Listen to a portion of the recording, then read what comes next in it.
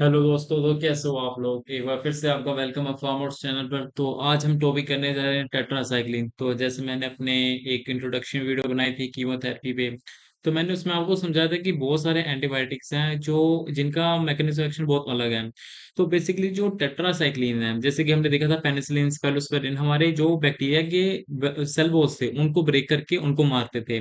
तो फिर उसके बाद हमने क्यूनोलॉन्स, अपना फ्लोरोक्विनोलॉन्स देखा। वो क्या करते थे कि वो डीएनए के जो डीएनए होता था बैक्टीरिया के, उसको तोड़ देते थे, जिसके वजह से आगे प्रोटीन वगैरह नहीं बनता था। ठीक है।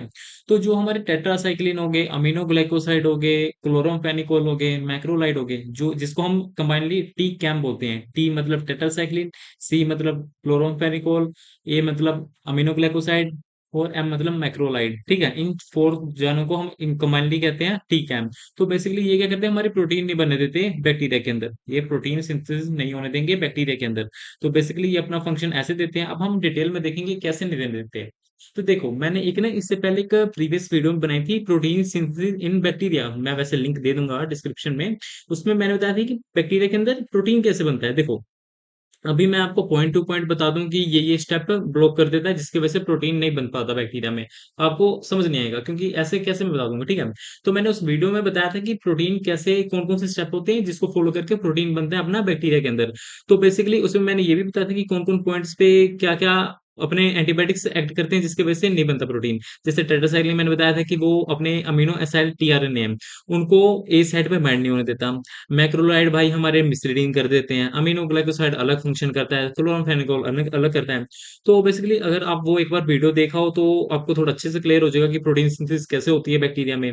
तो आपको जो इसका मैकेनिज्म एक्शन है, तो इसमें जो आज मैं डिटेल में बताऊंगा वो आपको सुनने में थोड़ा अच्छा लगेगा और अच्छा मतलब समझ भी आएगा। ठीक है।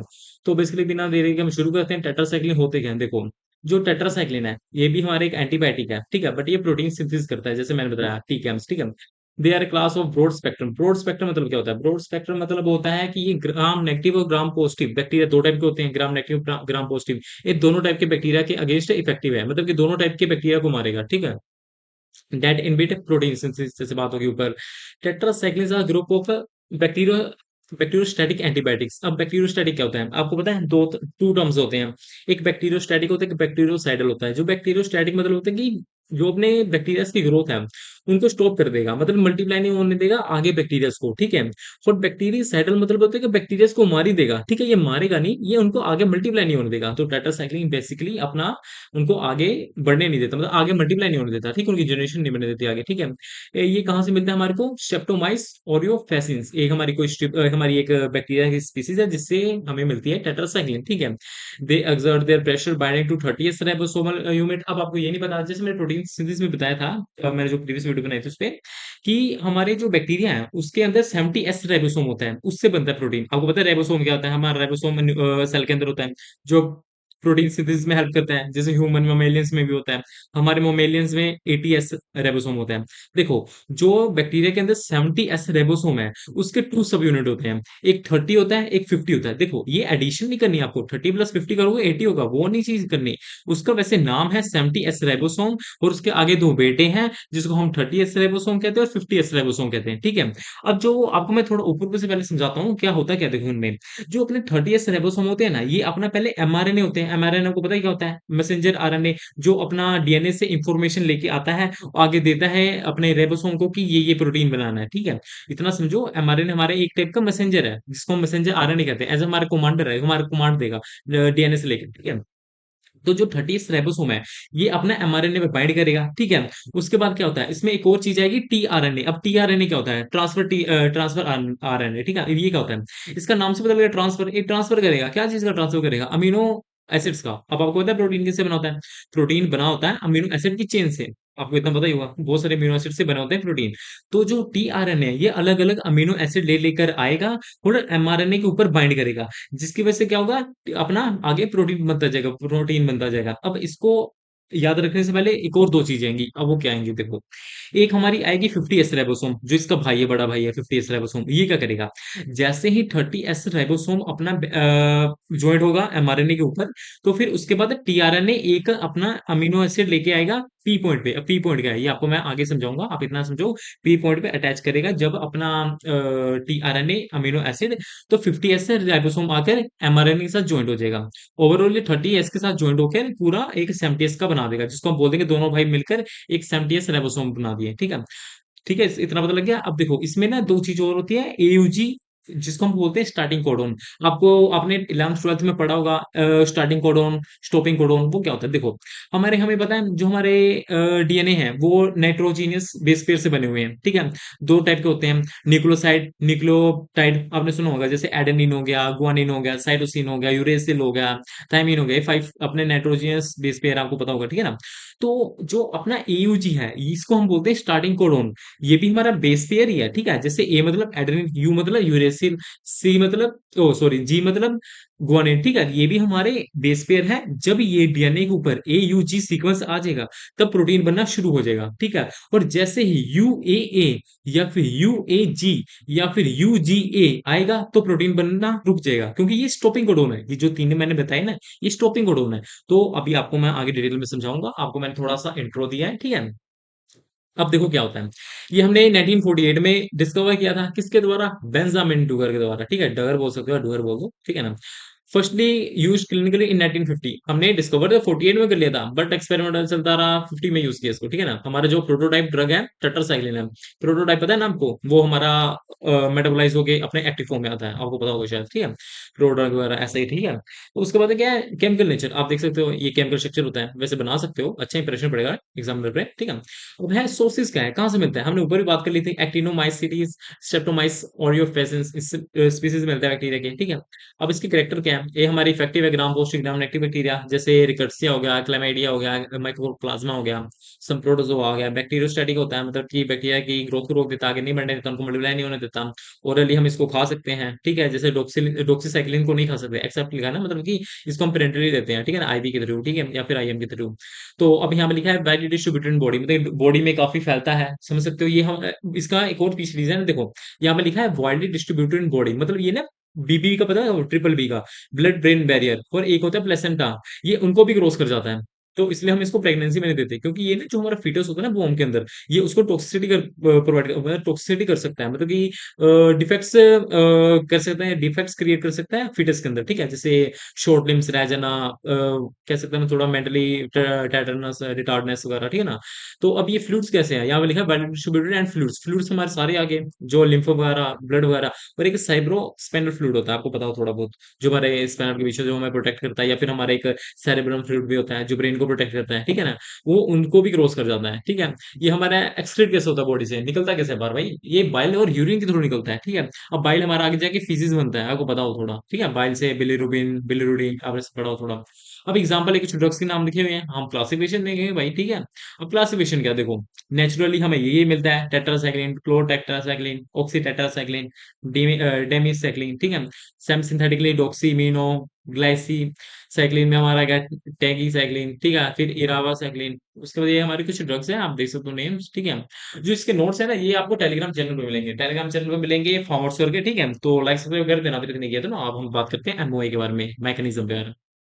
देखो, यहाँ पे लिखा है inhibition of protein synthesis, protein synthesis को इनहिबिट करेगा, बनने नहीं देगा। कैसे, tetracycline enter in bacterial cell by passive diffusion, ये हमारा मैकेनिज्म आपने पढ़ा हो। देखो ये सेल के अंदर जाएगा, बैक्टीरिया के अंदर, पैसिव डिफ्यूजन मैकेनिज्म के थ्रू। अब देखो बहुत सारे मैकेनिज्म होते हैं जिसके थ्रू ड्रग या कोई आयंस सेल के अंदर जाते हैं, आपको पता हो, जैसे फैसिलिटेटेड डिफ्यूजन होता है, एक्टिव ट्रांसपोर्ट होता है, आयन ट्रांसपोर्ट होता है, कोर ट्रांसपोर्ट होता है। ठीक है, ये हमारे कुछ मैकेनिज्म्स हैं, बहुत सारे होते हैं जिसके थ्रू एंटर करते हैं सेल के अंदर। एंटर कर गया, उसके बाद क्या होगा, ये ribosome it reversibly bind to 30s ribosomal unit, मतलब ये 30s राइबोसोमल यूनिट के साथ बाइंड होगा। ठीक है, उसके बाद क्या करेगा, टेट्रासाइक्लिन कॉम्प्लेक्स बना देगा बाइंड होके। ठीक है, उसके बाद ये क्या करेगा, prevent the attachment of amino acyl tRNA, मतलब कि अटैचमेंट नहीं होने देगा अमीनो असाइल टीआरएनए को ए साइड पे। आपको ऐसे समझ नहीं आएगा, मैं आपको डायग्राम से समझाता हूँ, देखो। देखो ये चीज क्या, हमारा ये हमारा नीचे वाला एमआरएनए है। ठीक है, ये हमेशा 3 to 5 स्टार्ट होता है।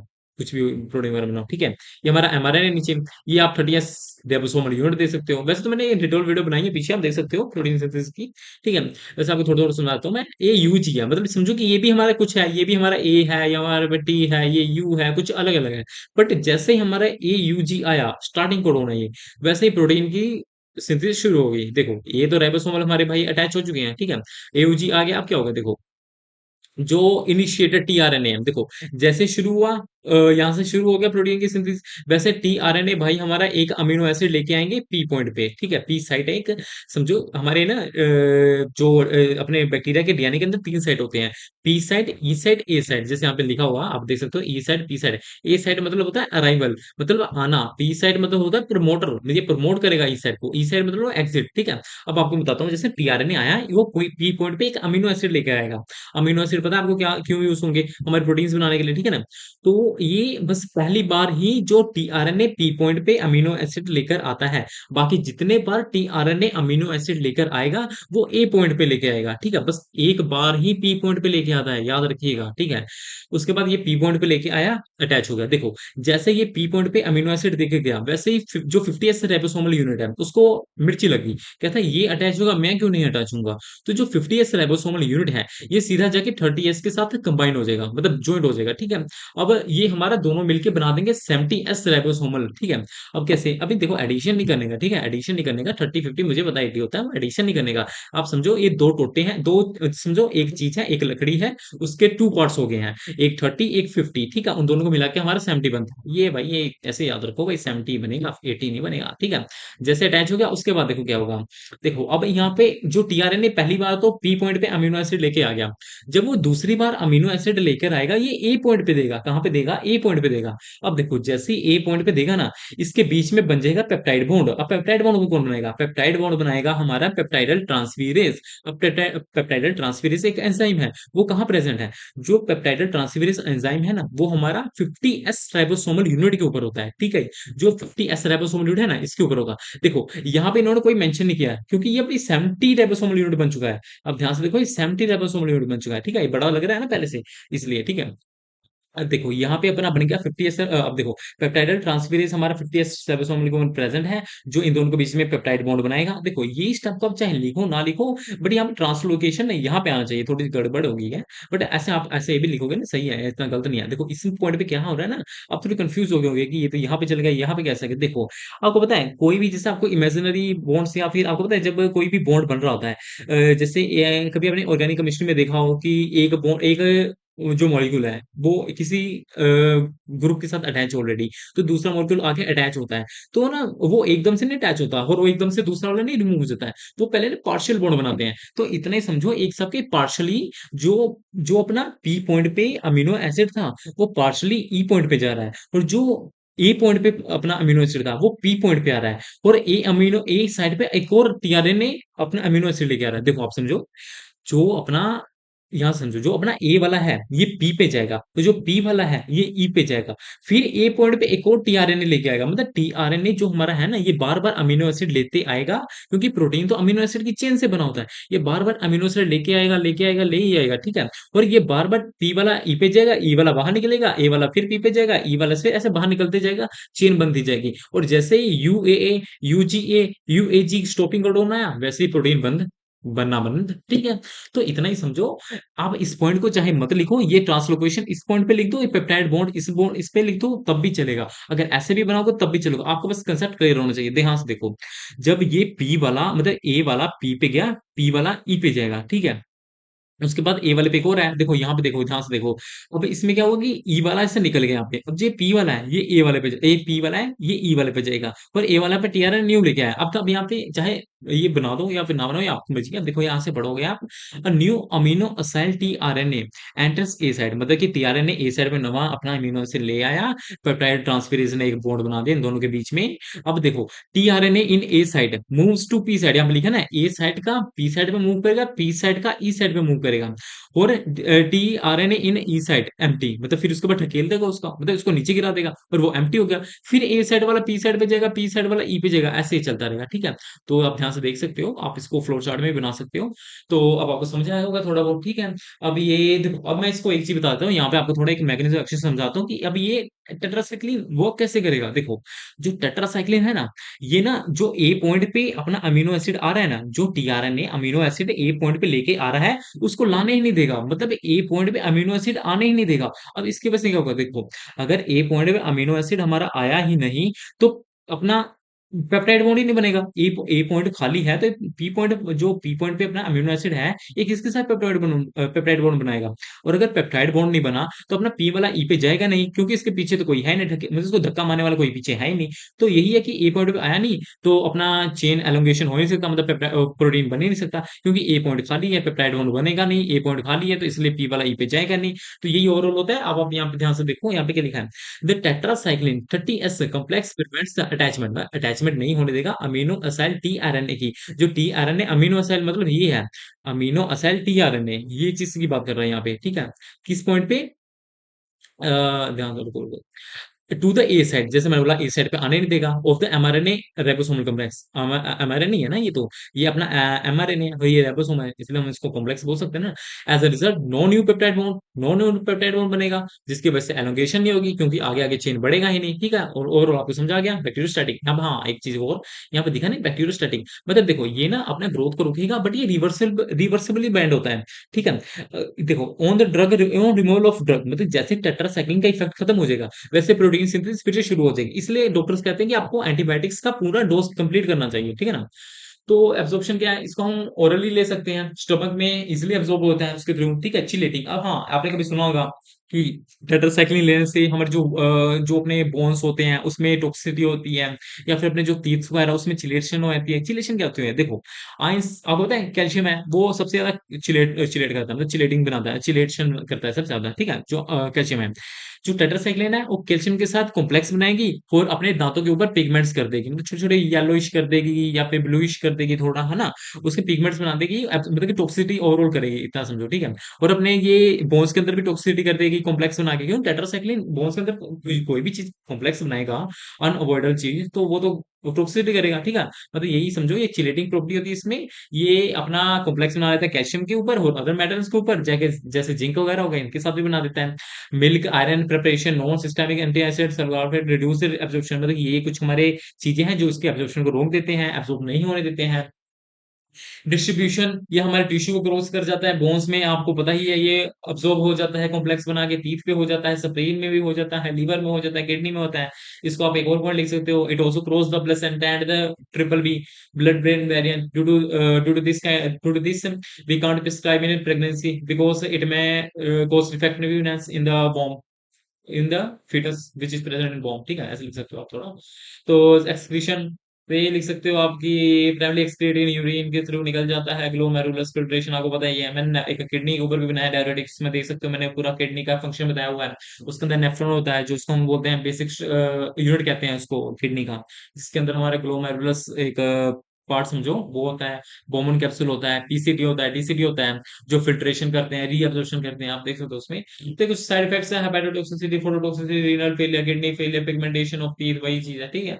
तो ये कुछ मैंने सिंगुलरली एक इंडिविजुअली ड्रग्स के लिखे हैं कि ये मॉडरेट ओरल अब्जॉर्प्शन है इसकी, इसका हाफ लाइफ ये है, मिनिमल हेपेटिक मेटाबॉलिज्म, तो ये आप कुछ देख सकते हो, ये उसके हैं। तो आप इंडिविजुअली लिख लोगे तो अच्छा रहेगा। तो अगर आपको थोड़ी भी वीडियो में समझ आई हो तो लाइक कर दीजिएगा भाई, लाइक कोई नहीं करता, सबसे कोई नहीं करता।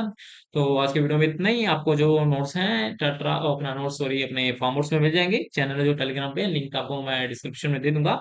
तो आज के लिए इतना ही दोस्तों, मित्र, ठीक है, बढ़िया।